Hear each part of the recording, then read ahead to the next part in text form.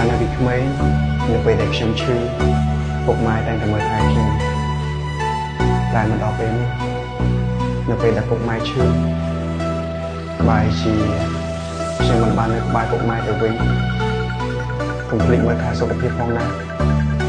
ព្រោះកូននៅឆ្ងាយណាស់